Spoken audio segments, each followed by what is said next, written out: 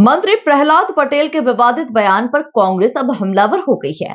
PCC chief Jitu Patwari ने मंत्री प्रहलाद पटेल के इस्तीफे की मांग की। वहीं नेता प्रतिपक्ष उमंग सिंघार ने भी बीजेपी पर जमकर निशाना साधा। देखिए खास रिपोर्ट। मध्य प्रदेश के पंचायत एवं ग्रामीण विकास मंत्री प्रहलाद पटेल ने शनिवार को जनता की मांग पत्रों को ही भीख करार दे दिया। उन्होंने कहा, अब तो लोगों को सरकार से भीख मांगने की आदत पड़ गई है।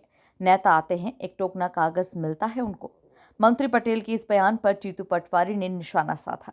पटवारी ने सीएम मोहन यादव से पटेल के इस्तीफे की मांग करते हुए कहा कि क्या पीएम मोदी एमपी नेताओं को यही ट्रेनिंग दे गए हैं।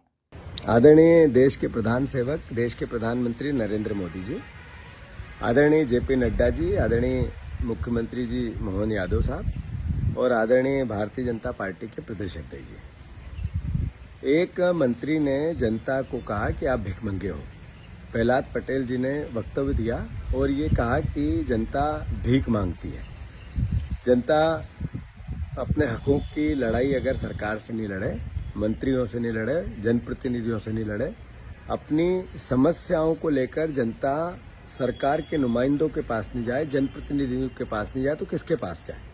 और जब जनता से आप वोट मांगते हो, झोली फैला फैला के वो भीख है या जनता अपना अधिकार मांगती है वो भीख है।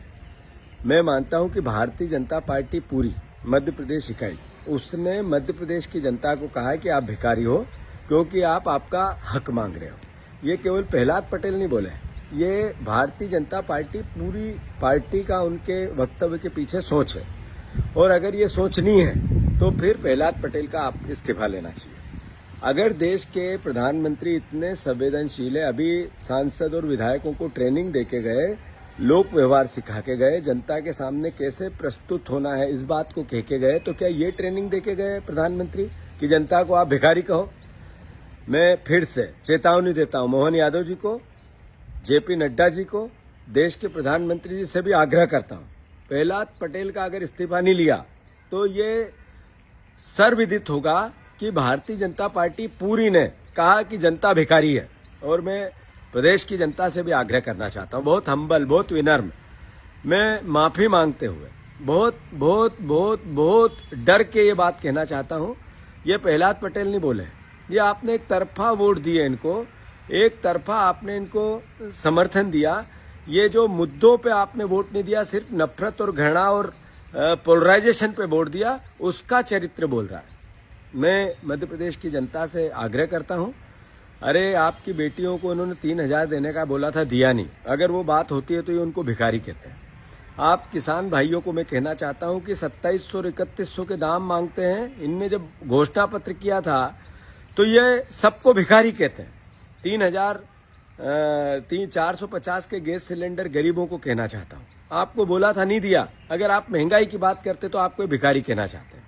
ये 6,000 का सोयाबीन का दाम हो या 2.5 लाख नौकरियों की बात हो या लोक व्यवहार संसाधन जो रोजमर्रा की जिंदगी में आम परिवार को महंगाई से जूझ, कोई आवाज उठाए, वो चाहे स्वास्थ्य की हो, चाहे शिक्षा की हो, चाहे प्रशासन किसी भी प्रकार के अन्याय के खिलाफ हो, तो उनको ये भिखमंगा कहते हैं। तो थोड़ी गलती आप महसूस करते हो नहीं करते हो मुझे नहीं पता, पर उसका भी एहसास सर चढ़ के रावण जैसा इन पे चढ़ा है। मद के मद में मदमस्त होकर ऐसे बयान देते हैं कि जिसके कारण बनते हैं, जिस जनता के वोट के कारण बनते हैं, उनको भिखारी कहते हैं। इनका मोहन यादव जी आप इस्तीफा लो, अन्यथा कांग्रेस पार्टी इसके खिलाफ पूरे प्रदेश में जन आंदोलन करेगी। धन्यवाद।